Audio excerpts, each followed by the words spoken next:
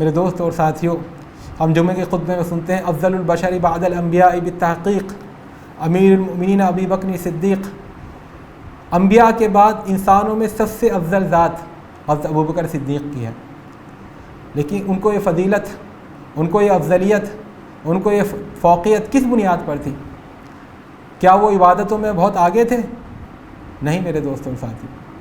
بہت سارے صحابہ کرام ان سے زیادہ عبادتوں میں آگے تھے۔ کیا وہ روزے میں آگے تھے؟ یقیناً ان کے اندر ان پہلوؤں سے کوئی کمی نہیں تھی، لیکن دیگر صحابہ کرام ان پہلوؤں میں ان سے آگے تھے۔ پھر آخر کس چیز نے ان کو افضل الانبیاء بعد البشر بنایا؟ وہ یہی جذبہ اخلاص تھا، یہی جذبہ اخلاص تھا جس نے ان کو ابوبکر صدیق بنایا۔ تو میرے دوست اور ساتھیوں، اخلاص کے ساتھ کیا ہوا عمل انسان کے لیے مغفرت کا ذریعہ بنتا ہے، اجر و ثواب کا ذریعہ بنتا ہے۔ اس کے برعکس اخلاص سے خالی بڑے سے بڑا نیک عمل، بڑی سے بڑی نیک عبادت، بڑی سے بڑی مطلوب، بڑے سے بڑا مطلوب کام، اللہ کی نگاہ میں اس کی کوئی حیثیت نہیں ہوتی۔ اللہ رب العزت نے کہ اللہ رب العزت کے آخری رسول نے ہمیں بیان کیا ہے، بتایا ہے ہم سے کہ قیامت کے روز میدان حشر میں سب سے پہلے 3 لوگوں کا فیصلہ کیا جائے گا۔ ان میں ایک وہ جو اللہ کے راستے میں شہید ہوا تھا، دوسرا وہ جو دنیا میں اللہ کے نام پر بہت سخاوت کرتا تھا، اور تیسرا وہ جو بہت بڑا قرآن کا عالم تھا۔ لیکن تینوں کو جہنم میں ڈال دیا جائے گا۔ شہید سے پوچھا جائے گا تو نے کیا کیا؟ وہ کہے گا میں تیرے راستے میں شہید ہوا ہے اللہ۔ لیکن اللہ رب العزت کہے گا نہیں، تو جھوٹ بول رہا ہے، تو نے جنگ اس لیے کی تاکہ تو بہادر مشہور ہو، تو تجھے بہادر کہہ دیا گیا، دنیا میں تیرا اعزاز اور اکرام ہو گیا، اب میرے ہاں تیرا کوئی حصہ نہیں۔ سخی سے اللہ رب العزت پوچھے گا تو نے کیا کیا؟ وہ کہے گا میں نے تیرے خاطر دنیا میں بہت مال خرچ کیا، انفاق کیا۔ اللہ رب العزت کہے گا نہیں، تو نے اس لیے انفاق کیا، اس لیے خرچ کیا تاکہ تجھے سخی کہا جائے، فقد قیل، تو کہا جا چکا، اس کو بھی جہنم میں ڈالنے کا حکم ہو جائے گا۔ اور پھر عالم قرآن کو لایا جائے گا۔ حضرت ابو ہریرہ رضی اللہ تعالیٰ عنہ اس حدیث کو پڑھتے تھے، زاروں قطار روتے تھے۔ اس سے کہا جائے گا تو نے کیا کیا؟ وہ کہے گا میں نے تیرے دین کے علم کو حاصل کیا۔ تو اللہ رب العزت کہے گا نہیں، تو نے اس لیے سیکھا، اس لیے پڑھا تاکہ تجھے بہت بڑا عالم کہا جائے، تجھے لوگ علامہ سمجھیں، تیرے علم کا ڈنکا پیٹے، وہ سب کچھ ہو چکا، اب تیرا یہاں کوئی حصہ نہیں۔ اور ان تینوں کو جہنم میں ڈال دیا جائے گا۔ تو میرے دوست اور ساتھیوں، یہ 3 کام جو ہیں، شہادت، انفاق فی سبیل اللہ اور تعلم بالقرآن، یہ 3 کام ایسے ہیں جو اپنے اپنے میدان میں دین کی نگاہ میں سب سے اونچے اور افضل عمل ہیں، لیکن چونکہ اخلاص کی دولت سے محروم تھے تو نہ صرف یہ کہ یہ بیکار گئے، بلکہ اللہ کے غضب اور اللہ کی ناراضی کا موجب بھی بنے۔ اس پر ہمیں توجہ دینے کی ضرورت ہے۔ اخلاص کا ایک فائدہ یہ ہوتا ہے کہ جس قوم کے اندر، جس جماعت کے اندر اخلاص پیدا ہو جاتا ہے، اللہ رب العزت کی بارگاہ سے اس کے غلبے، اس کے تمکن، اس کے اقتدار اور اس کی بالا تری اور بالا دستی کی راہ ہموار ہو جاتی ہے۔ اللہ کے رسول صلی اللہ علیہ وسلم نے ارشاد فرمایا انما ینصر اللہ هذه الامة بضعیفها بدعوتهم وصلاتهم واخلاصهم، اللہ رب العزت اس امت کی مدد اس کے کمزور لوگوں کی وجہ سے کرے گا۔ سن لیجئے غور سے،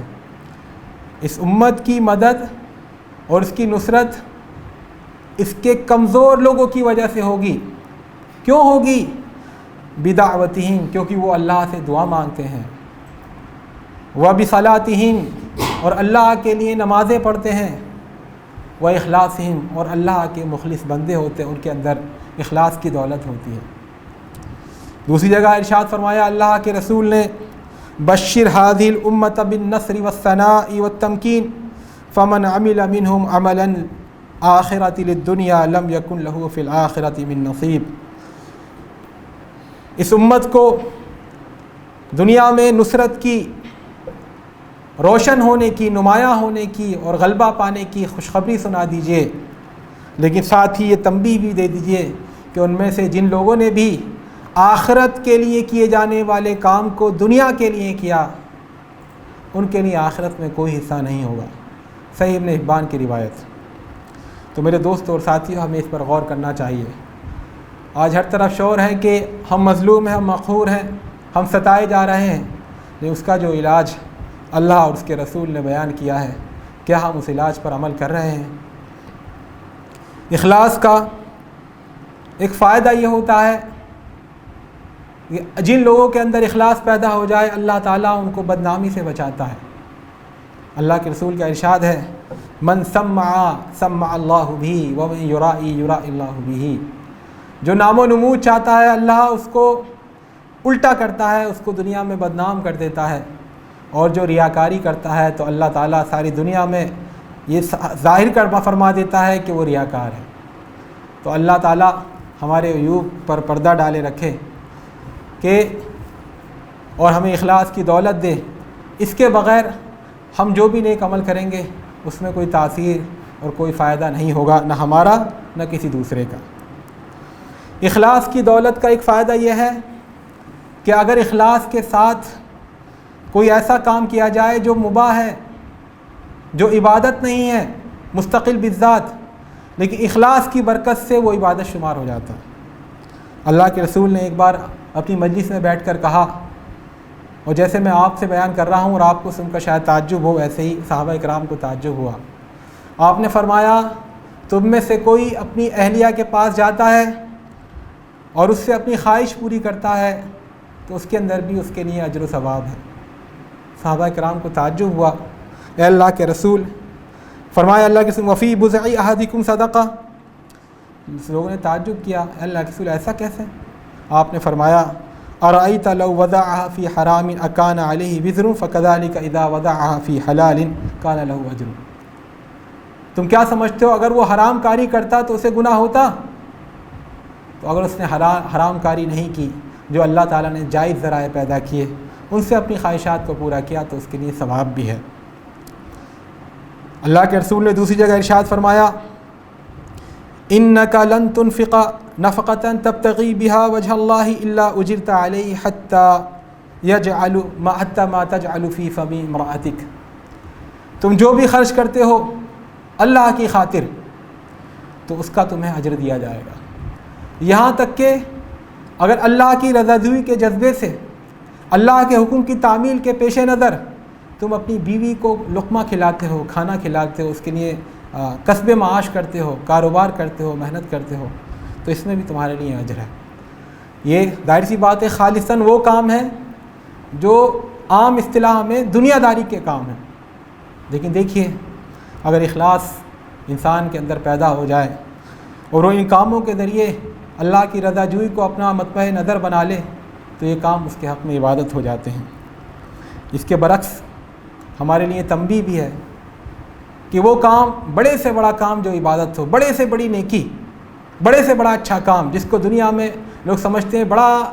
خدا کے قریب پہنچا دینے والا کام ہے، اگر اس کے اندر اخلاص کی صفت ختم ہو جائے، ناپید ہو جائے تو وہ بیکار اور ضائع ہو جاتا ہے۔ یا ایھا الذین آمنوا لا تبطلوا صدقاتکم بالمن والاذی کالذی ينفق مالہ رئاء الناس۔ اے ایمان والو، اپنے صدقات کو باطل مت کرو احسان جتا کر یا تکلیف دے کر، اس شخص کی مانند جو اپنے مال کو لوگوں کو دکھانے کے لیے کرتا ہے، اس کا آخرت میں کوئی اجر نہیں۔ اخلاص کا ایک فائدہ، 9 نمبر والا فائدہ، اخلاص کا فائدہ یہ ہوتا ہے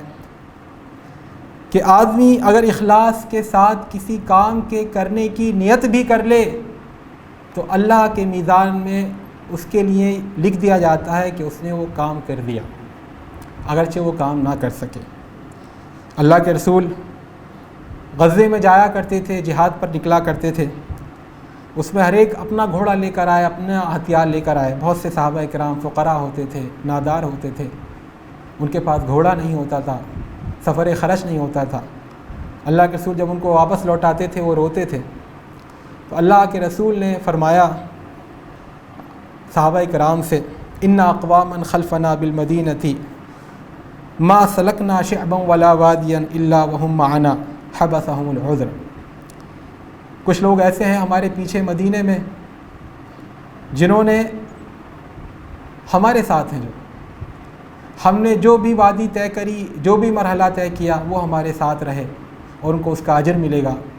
وجہ یہ تھی کہ ان کو عذر نے روک لیا، ان کی نیت میں اخلاص تھا، وہ اللہ کے راستے میں نکلنا چاہتے تھے لیکن اسباب میسر نہیں تھے، پریشانیاں بیچ میں حائل تھیں، تو اللہ رب العزت کی زبان سے یہ نوید ان کو سنائی گئی کہ وہ نہ جانے کے باوجود بھی اجر و ثواب میں برابر کے شریک اور سہیم ہیں۔ دوسری جگہ اللہ کے رسول نے ارشاد فرمایا، من اتی علی فراشہ وهو ینوی ان یقوم یصلی من اللیل فغلبته عیناہ حتی اصبح کتب له ما نوی کتب له ما نوی وکان نومہ صدقۃ علیہ من ربہ۔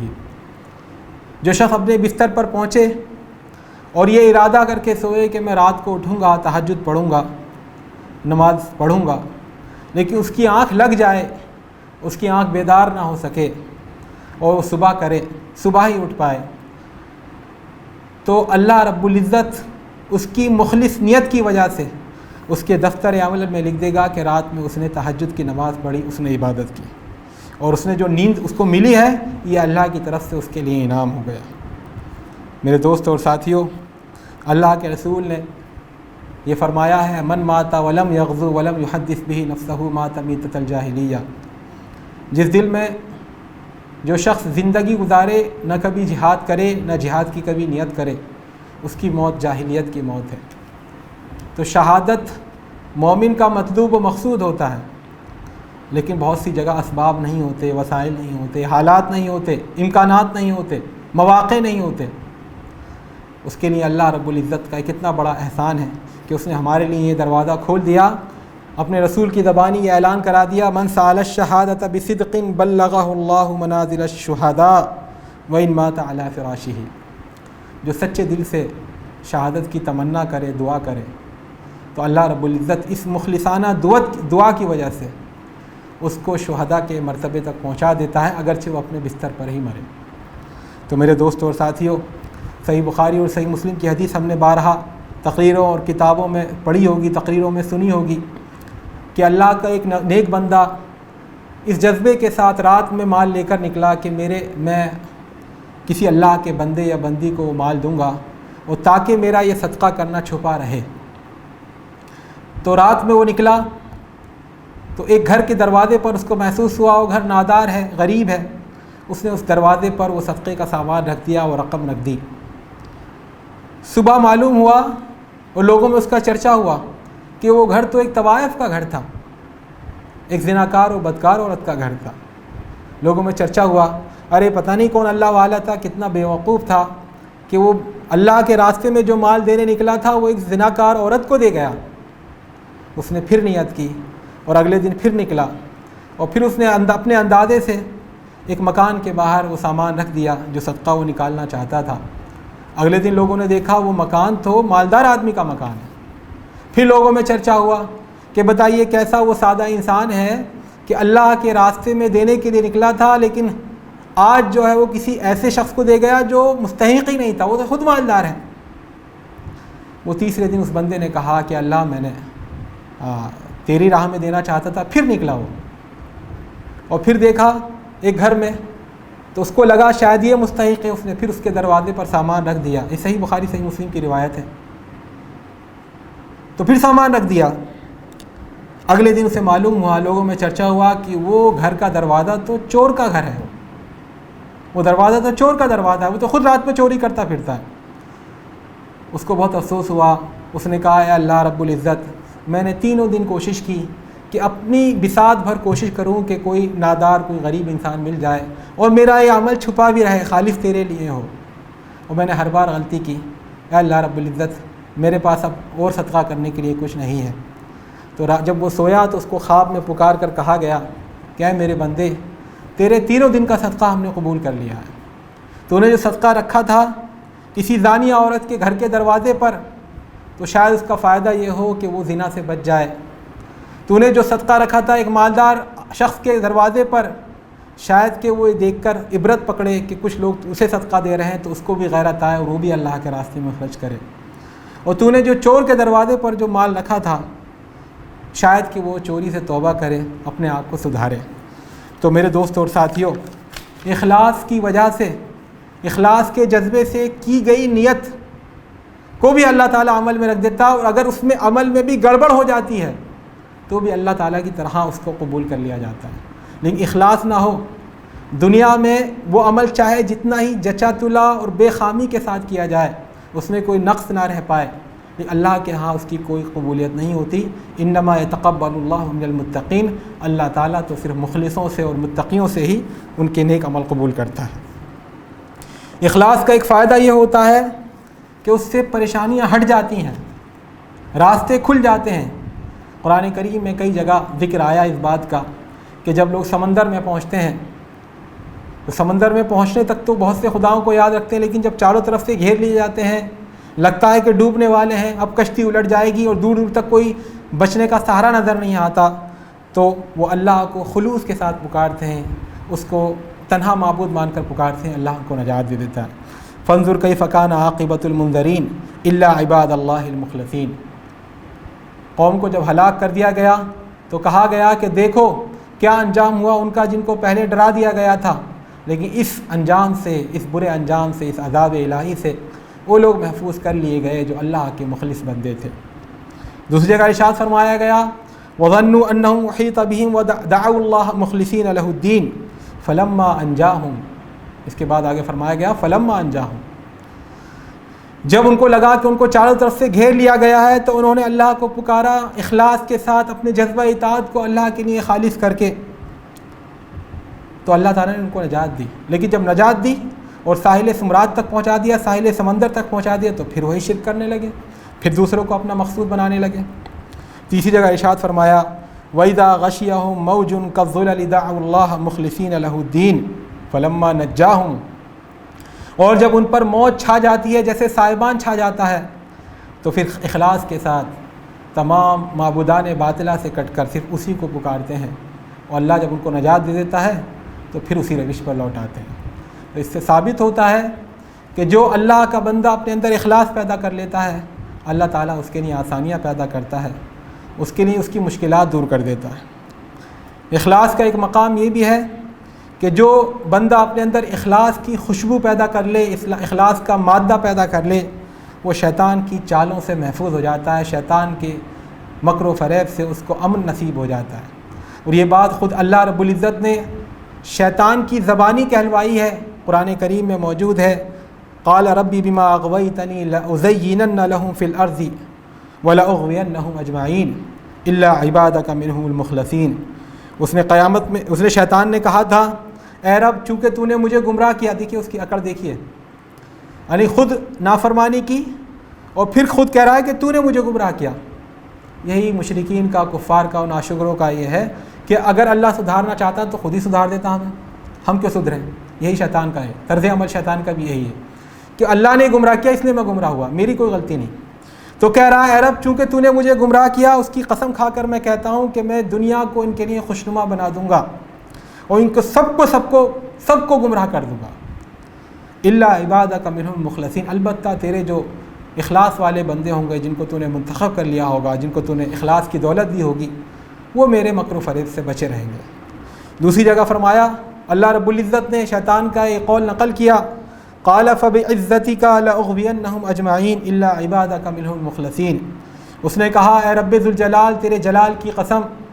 میں ان سب کو گمراہ کر کر چھوڑوں گا، البتہ ان میں سے جو تیرے مخلص بندے ہوں گے، اخلاص والے بندے ہوں گے، منتخب بندے ہوں گے، وہی میرے دام فریب میں آنے سے بچ پائیں گے۔ تو میرے دوستوں اور ساتھیوں، اخلاص کا ایک فائدہ شیطان کے مکر و فریب سے حفاظت ہے۔ اسی طرح اخلاص کا ایک فائدہ ہے دنیا کے فتنوں سے حفاظت۔ دنیا بڑی چال باز ہے، بڑی دھوکے باز ہے، اس کے اندر بڑا لبھاونا پن ہے، یہ انسان کو گمراہ کرنے کے لیے بڑی سج سنور کر آتی ہے۔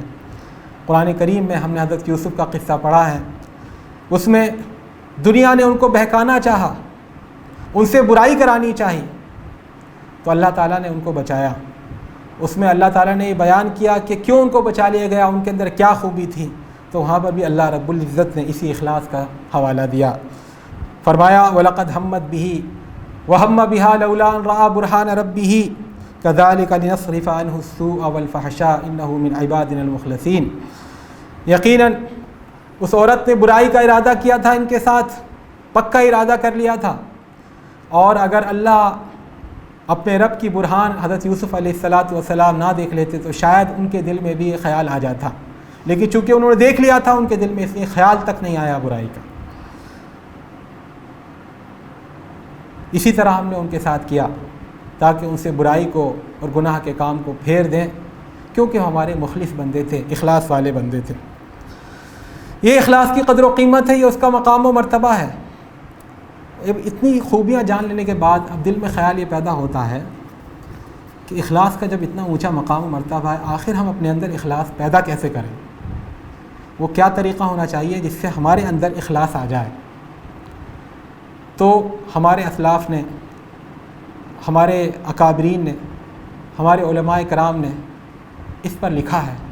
اور جو لکھا ہے اس کا خلاصہ میں ایک ترتیب سے آپ کے سامنے رکھنا چاہوں گا۔ علماء کرام فرماتے ہیں اخلاص اپنے اندر پیدا کرنے کا پہلا قدم یہ ہے کہ اخلاص کی فکر اپنے اوپر طاری ہو، اپنی کمی کو محسوس کرے انسان، اور یہ جانے کہ اخلاص کے بغیر میں ادھورا ہوں، اور اس کے بغیر میری زندگی ادھوری ہے، بیرتھ ہے، بیکار ہے، اکارت جا رہی ہے، اس کا کوئی فائدہ نہیں ہے۔ اور جب یہ فکر کو طاری کر لے گا تو اس کی دعاؤں میں، اس کی تمناؤں میں، اس کی حرکت و عمل میں ہر جگہ اخلاص کی تلاش ہوگی۔ امیر المؤمنین خلیفہ راشد دوم حضرت عمر بن خطاب رضی اللہ تعالی عنہ اپنی دعاؤں میں خاص طور پہ اس دعا کو بہت مانگتے تھے، اللہم اجعل عملی کلہ صالحا ولوجہک خالصا ولا تجعل لأحد فیہا شیئا۔ اے اللہ رب العزت، میرا سارا عمل، میری ساری کارگزاری نیک بنا دے اور خالص اپنے لیے بنا لے، اس میں اخلاص پیدا کر دے، اور کسی دوسرے کے لیے اس میں کوئی حصہ مت چھوڑ۔ تو پہلا قدم ہے ہم اخلاص کی فکر اپنے اوپر طاری کریں۔ دوسرا قدم یہ ہے کہ ہم اللہ کی نگرانی کے احساس کو اپنے اندر زندہ کریں۔ اللہ ہمارے قریب ہے، وہ ہمیں دیکھ رہا ہے، وہ بصیر بعبادہ ہے، وہ نگاہ رکھے ہوئے ہے، رقیب عتید ہے۔ وَنَحْنُ أَقْرَبُ إِلَيْهِ مِنْ حَبْلِ الْوَرِيدِ، وہ رگے جان سے زیادہ ہم سے قریب ہے۔ وَهُوَ مَعَكُمْ أَيْنَمَا كُنْتُمْ، تم جہاں پر بھی ہو وہ تمہارے ساتھ ہے۔ اِذَا سَأَلَكَ عِبَادِي عَنِّي فَإِنِّي قَرِيب، جب میرے بندے پوچھے میں کہاں ہوں تو میں پاس میں ہوں۔ تو اللہ رب العزت کی معیت کا، صحبت کا، اس کی نگرانی کا، اس کے نگہبانی کا احساس اپنے دل میں طاری کریں۔ اللہ کے رسول نے بھی ارشاد فرمایا إِنَّهُ أَقْرَبُ إِلَىٰ أَحَدِنَا مِنْ عُنُقِ رَاحِلَتِهِ، اللہ رب العزت ہم سے اتنے سے زیادہ قریب ہے جتنا کہ کوئی گھوڑے پر سوار آدمی یا اونٹنی پر سوار آدمی سے اونٹنی کی گردن قریب ہوتی ہے۔ اور دیکھیے، ایک کام تو ہوتا ہے جب مالک کے غائبانے میں کیا جائے، جب مالک موجود نہ ہو، مستری وغیرہ کام کرنے کے لیے بلائے جائیں تو ٹھیکیدار موجود نہ ہو، مالک موجود نہ ہو، تو ان کے کام کی رفتار بھی سست ہو جاتی ہے اور اس میں گڑبڑ پیدا ہونے کے زیادہ امکانات ہوتے ہیں۔ لیکن اگر ان کو یہ احساس رہے کہ مالک ہمیں دیکھ رہا ہے، وہ سامنے کھڑا ہے، تو اس کے کام کا انداز دوسرا ہو جاتا ہے، جفا کشی اور تندہی اس کے اندر زیادہ پیدا ہو جاتی ہے۔ تو قرآن کریم نے جہاں ہمیں یہ بتایا ہے کہ اللہ تعالیٰ ہمارے قریب ہے، وہیں یہ بھی بتایا ہے کہ ہمارے اوپر نگراں ہیں۔ تو جب اللہ ہمارا مالک ہے، ہمارا خالق ہے، تو اور ہمیں معلوم ہے کہ ہمیں دیکھ رہا ہے، تو ہماری ہر ایکٹیویٹی کا انداز بدل جانا چاہیے۔ اللہ تعالیٰ ارشاد فرماتا ہے وَمَا تَكُونُ فِي شَأْنٍ وَمَا تَتْلُو مِنْهُ مِنْ قُرْآنٍ وَلَا تَعْمَلُونَ مِنْ عَمَلٍ إِلَّا كُنَّا عَلَيْكُمْ شُهُودًا۔ اور اے نبی کریم صلی اللہ علیہ وسلم، آپ جس معاملے میں بھی ہوتے ہیں اور آپ قرآن جو بھی تلاوت کرتے ہیں اور تم لوگ جو بھی عمل کرتے ہو، ہم اس پر حاضر ہیں، ہم اس کے نگراں ہیں۔ تو دوسرا قدم یہ ہے کہ اللہ تعالیٰ کی نگرانی اور اس بات کا احساس اپنے اندر پیدا کریں کہ ہمیں دیکھ رہا ہے۔ تیسرا قدم یہ ہے کہ ہم اپنے آپ کو یقین دلائیں کہ اخلاص سے خالی ہو کر کے بڑے سے بڑا عمل بھی بیکار ہے، اور اخلاص کے ساتھ چھوٹے سے چھوٹا عمل بھی مفید ہے۔ حل اتاک حدیث الغاشیہ، اے مخاطب کیا تجھ تک اطلاع پہنچی چھا جانے والے عذاب کی، چھا جانے والی قیامت کی۔ وجوہ یومئذ خاشعہ، اس روز کچھ چہرے ہوں گے ڈرے سہمے، عاملۃ ناصبہ، انہوں نے بہت کام کیے ہوں گے، عمل کیے ہوں گے، ناصبہ اپنے آپ کو تھکایا ہوگا، نصب تھکن میں مبتلا کیا ہوگا، لیکن انجام کیا ہوگا؟ تصلی نارا حامیہ، دہکتی ہوئی آگ میں وہ جائیں گے۔ وجہ کیا ہے؟ کیونکہ ان کے عمل میں اخلاص کی دولت نہیں تھی۔ تو ہم اپنے اندر یہ بات، اس احساس کو پیدا کریں کہ اخلاص کے ساتھ کیا جانے والا بڑے سے بڑا نیک عمل، چھوٹے سے چھوٹا نیک عمل اللہ کو بہت مطلوب ہے۔ اور اخلاص کے بغیر کیا جانے والا بڑے سے بڑا عمل اللہ کی نظر میں اس کی پرے کاہ کے برابر کوئی قیمت نہیں۔ اخلاص کو حاصل کرنے کا چوتھا قدم یہ ہے کہ ہم اپنے اندر یہ احساس پیدا کر لیں کہ ہم جو بھی کرتے ہیں اللہ کو چھوڑ کر اگر ہم کسی اور کو اپنا مقصود اور مطلوب بناتے ہیں، کوئی اور ہمیں کچھ نہیں دے سکتا، نہ کوئی انعام دے سکتا ہے، نہ کوئی صلہ دے سکتا ہے۔ قُلْ أَنَدْعُو مِن دُونِ اللَّهِ مَا لَا يَنفَعُنَا وَلَا يَضُرُّنَا، کیا تم یہ چاہتے ہو کہ ہم ان معبودوں کو پکاریں جو نہ ہمیں نقصان پہنچا سکتے ہیں نہ ہمیں فائدہ پہنچا سکتے ہیں؟ یہ دوسری جگہ فرمایا لا يملكون لانفسهم ضرا ولا نفعا ولا يملكون موتا ولا حیاتا ولا نشورا، یہ لوگ نہ دوسروں کو نقصان پہنچانا تو چھوڑیے،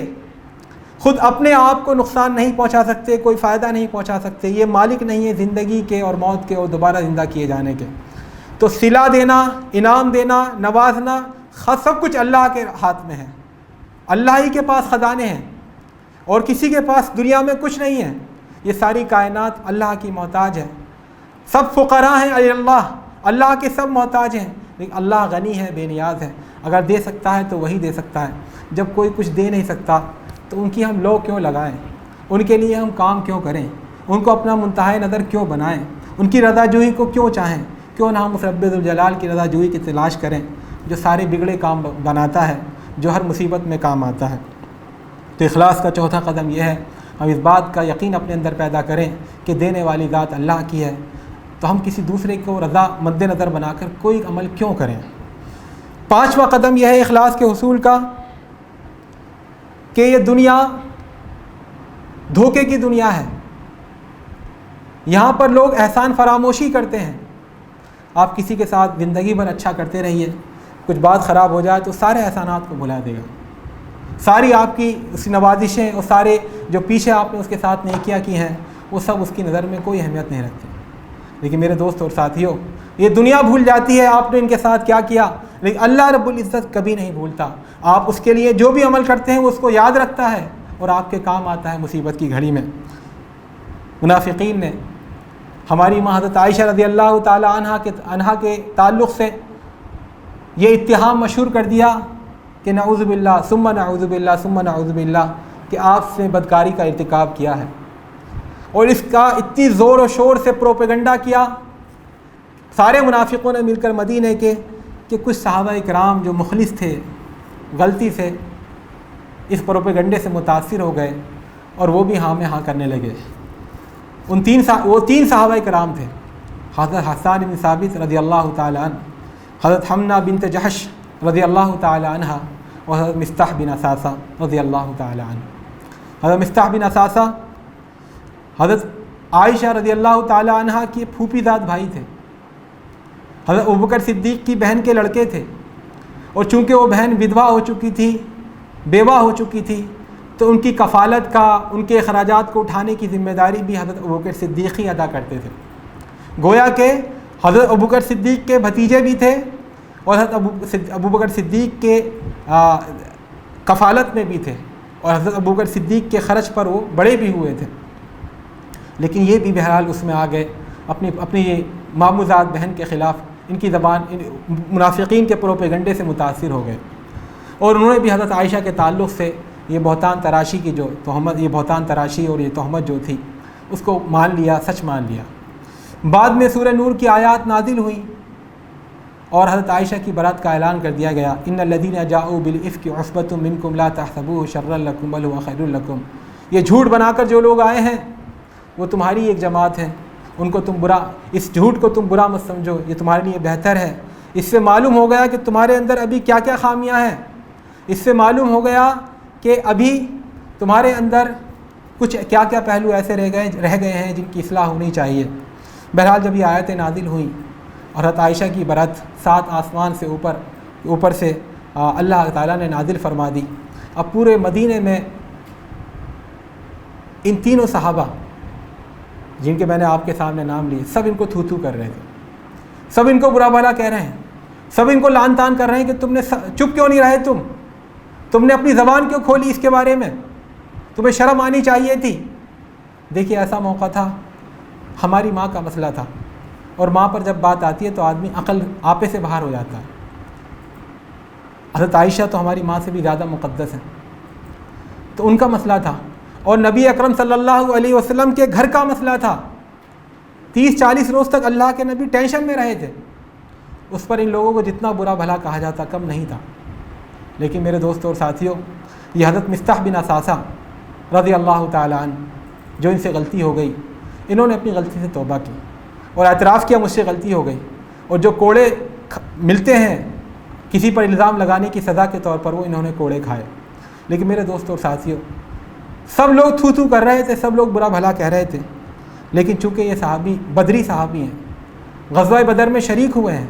مہاجر صحابی ہیں، اللہ کے راستے میں انہوں نے ہجرت کی ہے، اللہ کے لیے مخلصانہ انہوں نے بہت ساری نیکیاں کی ہیں،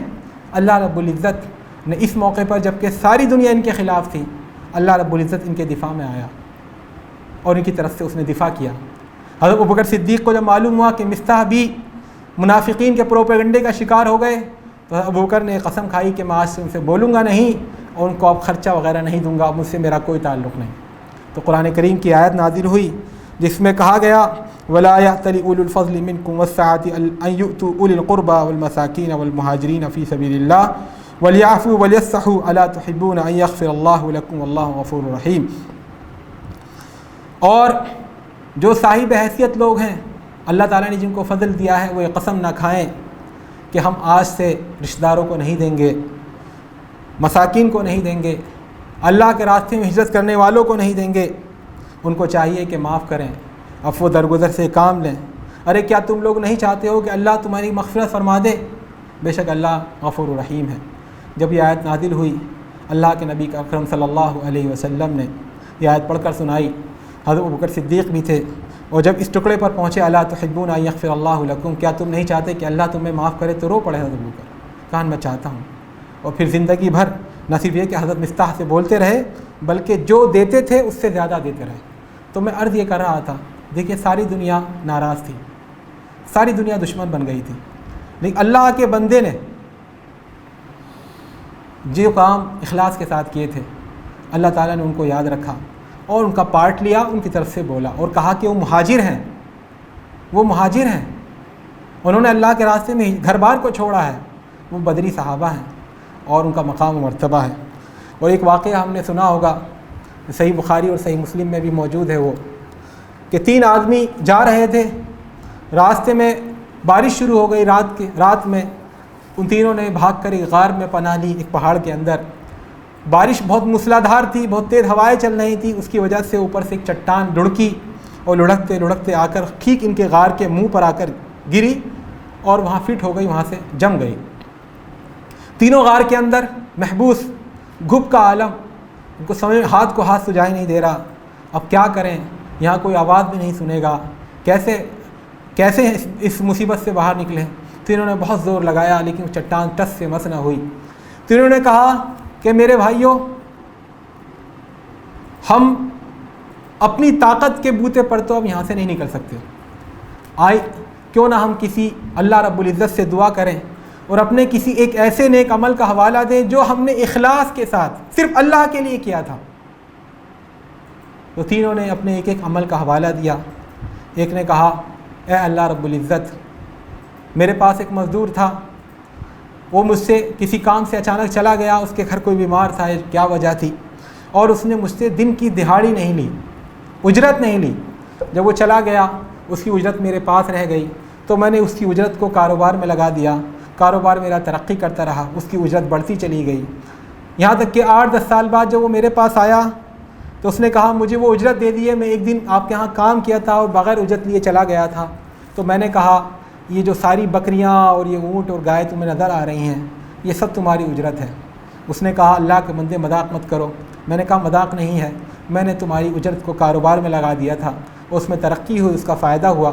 تو یہ سارا فائدہ اسی کی شکل ہے۔ تو اے اللہ، اس اللہ کے بندے نے، اس مزدور نے وہ ساری چیزیں اٹھا کر لے گیا، یہاں تک کہ کسی اونٹ کے گلے میں بندھی ہوئی رسی بھی نہ چھوڑی۔ اے اللہ رب العزت،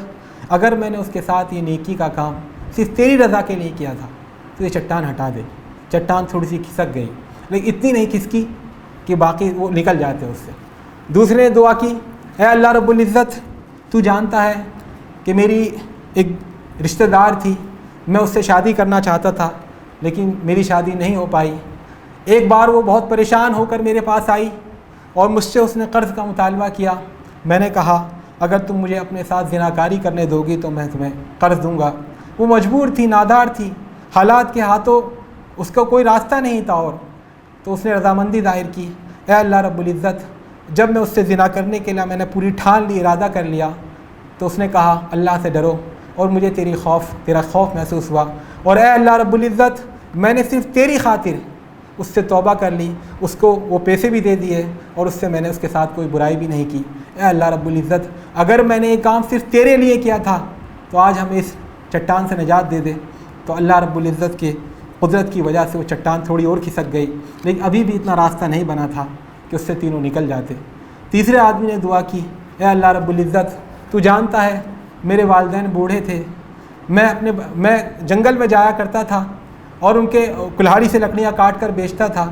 اور جانور آ کر کے سامان بیچ کر آتا تھا، اور آ کر کے جانوروں کا دودھ دھوتا تھا، اور سب سے پہلے اپنے والدین کو لے آ کر دودھ دیتا تھا۔ ایک روز مجھے دیر ہو گئی، میں جب آیا اور میں نے دودھ نکالا جانوروں کا اور لے کر کے جب برتن ان کے پاس پہنچا تو میرے والدین سو چکے تھے۔ مجھے یہ بھی پسند نہیں ہوا کہ ان کو جگا دوں، ان کے آرام میں خلل انداز ہوں، اور یہ بھی مجھے اچھا نہیں لگا کہ میں اپنے بچوں کو پہلے پلاؤں، جیسی میری عادت تھی اس عادت کو توڑوں، پہلے والدین ہی کو میں پلانا چاہتا تھا۔ تو اے اللہ رب العزت تو جانتا ہے میں برتن لے کر کھڑا رہا، کئی گھنٹے تک کھڑا رہا۔ رات میں پھر میری والدہ کی آنکھ کھلی، انہوں نے مجھے قریب دیکھا تو انہوں نے پھر اٹھ کر دودھ پیا۔ اے اللہ رب العزت اس وقت بچے مجھ سے کہہ رہے تھے بار بار کہ ابا جان دودھ پلا دیے، لیکن میں نے ان کو دودھ نہیں پلایا۔ اے اللہ تعالیٰ اگر میں نے والدین کی خدمت صرف تیرے لیے کی ہے، تیری رضا جوئی کے لیے کی ہے، تو ہمیں اس مصیبت سے نجات دے دے۔ وہ چٹان پوری ہٹ گئی۔ تو میرے دوستوں اور ساتھیوں، لوگ بھول جاتے ہیں، دنیا بھول جاتی ہے، اللہ نہیں بھولتا۔ آپ اگر کوئی نیک کام کرتے ہیں اس کے لیے کرتے ہیں تو یقین جانیے اللہ کے ہاں اس کا اجر موجود ہے، وہ اپنے بندوں کو بھولتا نہیں ہے۔ اخلاص کے حصول کا چھٹا قدم یہ ہے کہ ہم یہ سمجھیں کہ ہمارے اندر اللہ تعالیٰ نے جو بھی خوبی پیدا کی ہے یا ہمیں جو بھی خوشی مل رہی ہے وہ اللہ کی بخشی ہوئی ہے، کسی اور کی بخشی ہوئی نہیں ہے۔ وما بکم من نعمت فمن اللہ، تمہیں جو بھی تمہیں نعمت حاصل ہے وہ اللہ کی طرف سے ہے۔ تو جب ہم یہ مانتے ہیں ہماری ساری خوبی، ہمارا جسم، ہمارا حسن، ہماری صحت، ہماری جوانی، ہمارا خاندان سب اللہ کی نعمت ہے، اللہ کی بخشی ہوئی، تو کسی اور کا شکر ادا کیوں کریں، کسی اور کو مطلوب کیوں بنائیں؟ وَإِذْ تَعَذَّنَ رَبُّكُمْ لَئِن شَكَرْتُمْ لَأَزِيدَنَّكُمْ وَلَئِن كَفَرْتُمْ إِنَّ عَذَابِي لَشَدِيدٌ، اور جب تیرے رب نے اعلان کر دیا تھا کہ اگر تم شکر گزار بنو گے تو میں تمہیں مزید دوں گا، اور اگر تم ناشکری کرو گے تو میرا عذاب بہت سخت ہے۔ تو میرے دوستوں اور ساتھیوں، اس تصور کو اپنے اندر جاگزی کریں کہ ہمارے اندر جو بھی خوبی ہے، جو بھی اچھائی ہے وہ اللہ کی توفیق سے ہے۔ تو جب اللہ ہی نے سب کچھ دیا ہے، اللہ ہی نے ہمیں اس لائق بنایا ہے کہ لوگ ہمیں اچھا اور قابل تعریف سمجھیں، تو ہم کسی دوسرے کو کیوں اس کا کریڈٹ دیں اور کیوں کسی دوسرے کے لیے شکر گزار بنیں؟ تو حصول اخلاص کا 7واں قدم یہ ہے کہ اپنا کوئی بھی عمل کرنے سے پہلے نیت کا استحضار کر لیں کہ ہم یہ کیوں کر رہے ہیں، آیا اللہ کے لیے ہیں یا کسی اور کے لیے ہیں۔ دیکھیے زبان سے نیت کرنا ہمارے فقہائے کرام نے کہا جائز نہیں ہے، سوائے حج کے موقع پر۔ حج کی جو نیت ہوتی ہے لبیک حجن و عمرتن یا لبیک حجن، اور یہ قربانی کے موقع پر۔ اس کے علاوہ عبادات میں زبان سے نیت کرنے کو پسند نہیں کیا ہے۔ اگر کوئی کہتا ہے زبان سے کھڑے ہو کر نیت کرنی چاہیے ان الفاظ میں، تو یہ بدعت ہے، لیکن حالانکہ بدعت ہے، لیکن اگر کسی کو اپنے اندر اخلاص پیدا کرنا ہے تو کوئی بھی بات کرنے سے پہلے نیت کا استحضار کریں دل میں۔ نیت نام ہے دل کے ارادے کا، اس کو زبان سے بولنا ضروری نہیں ہوتا۔ وضو کی نیت بھی زبان سے نہیں، نماز کی نیت بھی زبان سے نہیں، دل سے نیت ہوتی ہے۔ روزے کی نیت بھی زبان سے نہیں، دل سے نیت ہوتی ہے۔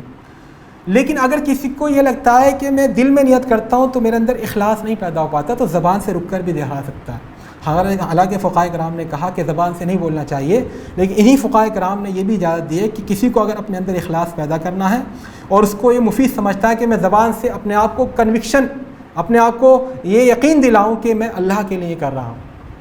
تو اس کو زبان سے بولنے کی بھی اجازت ہے۔ تو ہر عمل سے پہلے اپنی نیت کا جائزہ لیں، اور اگر نیت میں کھوٹ ہے تو اس کو جھٹک کر کے دوبارہ اس کو کنفرمیشن کریں کہ یہ کام میں اللہ کے لیے کر رہا ہوں، کسی اور کے لیے نہیں کر رہا۔ اور حصول اخلاص کا 8واں قدم یہ ہے کہ ہم اس بات کا استحضار اپنے اندر پیدا کریں کہ ہماری اس پوری زندگی میں ہم نے نہ جانے کتنے کام کیے ہیں اور کرے جا رہے ہیں اور آگے کریں گے، ان تمام کاموں میں اللہ کے ہاں ہمیں صرف وہی کام فائدہ پہنچائے گا جو اس کی رضا جوئی کے لیے کیا گیا ہوگا، ورنہ یہ سارے کام، یہ نام و نمود آپ کی آنکھ بند کرتے ہی سب فراموش ہو جائیں گے۔ جو لوگ آج آپ کی تعریف میں رطب اللسان رہتے ہیں، جو آج آپ کی چمچاری گیری کر رہے ہیں، چاپلوسی کر رہے ہیں، خوشامد کر رہے ہیں، آپ کے جے جے کار کے نعرے لگا رہے ہیں، میرے دوست اور ساتھی، یہ دنیا بڑی احسان فراموش ہے، آپ کی آنکھیں بند کرتے ہی کوئی کسی کو یاد نہیں کرتا۔ تو اس طویل زندگی میں آپ جو بھی کر رہے ہیں سب دنیا بھلا دے گی، کوئی یاد نہیں رکھے گا، لیکن آپ اگر کوئی کام اللہ رب العزت کے لیے کرتے ہیں تو یہ کام انشاءاللہ آپ کو آخرت میں فائدہ دے گا۔ اور یہ بات دھیان رکھ لیے کہ اللہ کے علاوہ کسی کے لیے آپ جو بھی کام کرتے ہیں، محنت کرتے ہیں، راتوں کو پڑھتے ہیں، پسینہ بہاتے ہیں، لیکن اللہ کی رضا جوئی کی نیت نہیں ہے، تو میرے دوستوں اور ساتھیوں یہ کام بیکار ہے۔ اللہ رب العزت ارشاد فرماتا ہے حدیث قدسی میں، انا اغنی الشرکاء عن الشرک فمن عمل عملا اشرک فیہ معی غیرہ ترکتہ وشرکہ، میں سب سے بے نیاز ہوں، اگر کوئی ایسا کام کرتا ہے میرے ساتھ اس میں دوسرے کو بھی شریک کر لیتا ہے تو میں اس کو اور اس کے کام کو چھوڑ دیتا ہوں۔ اور دوسری حدیث میں ارشاد ہے، من عمل عملا اشرک فیہ معی غیرہ فانا منہ بریء هو للذی عملہ، جو کوئی ایسا کام کرے دوسروں کو اس میں شریک کر لے تو میں اس سے بھی بری ہوں، اس کے کام سے بری ہوں، یہ کام اسی کے لیے ہوگا جس کے لیے اس نے کیا۔ اللہ کو شرکت گوارا نہیں، 50-50 اللہ کے ہاں نہیں ہے، اس کو تو 100% چاہیے۔ اور اس میں آپ اپنی اولاد کے لیے کماتے ہیں، آپ اس جذبے سے کمائیں کہ میں اپنی اولاد کے لیے اس لیے کما رہا ہوں کیونکہ اللہ رب العزت نے حکم دیا ہے، تو اللہ کی رضا جوئی کے اصل مقصود ہے۔ آپ اپنے اہل خانہ کے لیے کماتے ہیں، آپ کاروبار کرتے ہیں، آپ رات کو سوتے ہیں، آپ محنت کرتے ہیں، آپ کام کرتے ہیں، ان سب میں یہ ہو کہ اللہ رب العزت نے حکم دیا ہے، اس کی شریعت کی مطابقت کے ساتھ ہم اس کی رضا جوئی کے لیے کام کر رہے ہیں، تو یہ استحضار پیدا ہو جائے تو ہمارے اندر اخلاص کی دولت آ جائے گی۔ اخلاص کے حصول کا ایک نواں قدم یہ ہے کہ ہم اس بات کا استحضار اپنے اندر پیدا کریں کہ اخلاص کے ساتھ کیا گیا تھوڑا سا عمل بھی اللہ کی میزان میں بہت زیادہ ہے، اور اخلاص کے بغیر کیا گیا ڈھیر سارا بڑا عمل بھی اللہ کے ہاں کوئی حیثیت نہیں رکھتا۔ اللہ کے رسول نے ارشاد فرمایا، لا تسبوا اصحابی فإنه لو انفق احدكم مثل احد ذهبا ما بلغ مد احدهم ولا نصيفه، میرے ساتھ صحابہ کرام کو گالی مت دو، کیونکہ تم میں سے، بات کے لوگوں سن لو، تم میں سے اگر کوئی احد پہاڑ کے برابر بھی سونا خرچ کر دے اللہ کے راستے میں تو میرے کسی صحابی کا خرچ کیا ہوا ایک مد یا آدھا مد بھی نہیں ہوگا۔ احد پہاڑ آپ لوگوں نے دیکھا ہے، مدینے میں جائیے، بڑا لمبا چوڑا پہاڑ ہے، ایک سرے سے دوسرے سرے تک انہیں یعنی کہاں تک گیا ہے، بہت لمبا چوڑا پہاڑ ہے۔ اس کے بارے میں اللہ کے رسول نے فرمایا تھا، ھذا جبل یحبنا ونحبہ، یہ پہاڑ ہم سے محبت کرتا ہے، ہم اس سے محبت کرتے ہیں، تو اس کی ایک اہمیت ہے اسلام کی تاریخ میں۔ تو میں عرض یہ کر رہا تھا، بہت بڑا پہاڑ ہے، اس پہاڑ کے برابر سونا اگر کوئی اللہ کے راستے میں خرچ کرے تو کسی صحابی کے خرچ کیے ہوئے مد 1.25 کلو کا ہوتا ہے، تو 1.25 کلو یا اس سے بھی آدھے کے برابر نہیں۔ وجہ کیا ہے؟ وجہ یہی ہے کہ ان کے ہاں ہر کام میں اخلاص کی دولت تھی، ہمارے ہاں ریاکاری ہے، نام و نمود ہے، نمائش کا جذبہ ہے، مسجدیں بھری ہوئی ہیں، دینداری کا پورا فیشن ہے، لیکن میرے دوستوں اور ساتھیوں، صحابہ کرام کو جو اللہ تعالیٰ نے جو امتیاز بخشا تھا وہ ما وقر فی قلوبہم، دلوں میں جو ان کے اخلاص کی دولت جم گئی تھی، اس وجہ سے ان کا مقام و مرتبہ اونچا تھا۔ تو اللہ تعالیٰ کوانٹٹی نہیں دیکھتا، اللہ تعالیٰ کوالٹی دیکھتا ہے، اللہ تعالیٰ تعداد نہیں دیکھتا، مقدار نہیں دیکھتا، وہ جذبہ دیکھتا ہے، وہ کیفیت دیکھتا ہے، آپ کس جذبے سے کس کام کو انجام دے رہے ہیں۔ اور حصول اخلاص کا جو ایک آخری جو ہمارے علماء نے بہت سارے طریقے بیان کیے ہیں، لیکن جو ایک طریقہ میں یہاں بات ختم کرنے سے پہلے بیان کرنا چاہوں گا وہ یہ ہے کہ اپنے زیادہ سے زیادہ اعمال کو چھپ کر انجام دینے کی کوشش کریں۔ ہم جس سماج میں جی رہے ہیں اور جس تہذیب کے زیر سایہ ہم جی رہے ہیں، یہ دجالی تہذیب ہے، اس میں ہر عمل کو نمود و نمائش کا ذریعہ بنا دیا گیا ہے۔ اور اب تو خدا غارت کرے یہ سیلفی ایجاد کرنے والے کو، موبائل میں یعنی وہ کام بھی جو خالصتاً اللہ کے لیے ہو سکتے تھے اب اس کو بھی لوگ سیلفی لے کر ڈال رہے ہیں۔ لوگ رات کو تہجد میں نماز پڑھ رہے ہیں تو اس کی سیلفی لے کر ڈال رہے ہیں کہ جو ہم رات میں نماز پڑھ رہے ہیں، کسی غریب کو کچھ راشن بانٹ رہے ہیں، کچھ مدد کر رہے ہیں تو پورا کا پورا کنبہ اس کو دیتے ہوئے فوٹو کھنچوا رہا ہے۔ تو میرے دوست اور ساتھیوں، یہ جو دجالی تہذیب ہے اس سے متاثر مت ہوئیے۔ اسلام کا مزاج کیا ہے؟ ان اللہ یحب العبد التقی الخفی، اللہ تعالیٰ ایسے بندے کو محبوب بناتا ہے جو متقی ہو اور گمنام ہو، جس کو لوگ جانتے نہ ہوں۔ تو نیکی کے کام کیجئے، چھپا کر کیجئے، لیکن اسلام نے کچھ کاموں کو اعلان کرنے کا حکم دیا ہے، جیسے نماز با جماعت ہے، جس کو آپ چھپ کر نہیں پڑھ سکتے، جیسے روزے ہیں رمضان کے، اس کو آپ چھپ کر نہیں رکھ سکتے، پورے گھر والے جانتے ہیں، پورا محلہ جانتا ہے۔ تو صحیح بات یہ ہے کہ جو اعلانیہ کام ہے ان میں اخلاص کی خوشبو لاسٹ میں پیدا ہوتی ہے، اور جو چھپ کر کام ہوتے ہیں ان کے اندر اخلاص کی خوشبو یا اخلاص کی دولت یا اخلاص کی رمق پہلے آ جاتی ہے۔ تو میرے دوستوں اور ساتھیوں، اپنی زندگی کا یہ منہج بنائیں کہ ہم زیادہ سے زیادہ کام اللہ کی رضا جوئی کے لیے کریں، اخلاص کے ساتھ کریں۔ اخلاص اگر ہمارے پاس ہے تو ہماری یہ طویل زندگی ہمارے بہت کام کی ہے اور بہت اچھی بات ہے، چاہے چھوٹی زندگی ہو چاہے بڑی زندگی ہو، اللہ کی نظر میں بڑی اہم زندگی ہے۔ لیکن اگر اخلاص سے خالی ہے تو ہماری یہ 60 سالہ 80 سالہ زندگی سب پانی کا ڈھیر ہے، مٹی کا ڈھیر ہے، گرد و غبار ہے، اللہ کے ہاں اس کی کوئی قیمت نہیں۔ اور اصل نقصان تو تب ہوگا جب ہم اللہ کے ہاں پہنچیں گے اور ہمیں معلوم ہوگا کہ ہم نے جو زندگی میں بہت سارے بڑے بڑے کام کیے وہاں اس کی کوئی قیمت ہی نہیں ہے۔ تو میرے دوستوں ساتھیوں، اللہ تعالیٰ سے دعا کیجیے میرے لیے بھی اپنے لیے بھی کہ ہم سب کو اخلاص کی دولت دے، اپنا مخلص بندہ بنائے، اخلاص کی دولت سے ہمیں سرشار کرے، اس کو پانے کی ہمارے اندر تڑپ پیدا کرے، اور جو طریقے بیان کیے گئے ہیں ان پر عمل کرنے کی توفیق ہمیں دے۔ اقول قولی ھذا واستغفر اللہ لی ولکم ولسائر المسلمین فاستغفروہ انہ هو الغفور الرحیم۔ جزاکم اللہ۔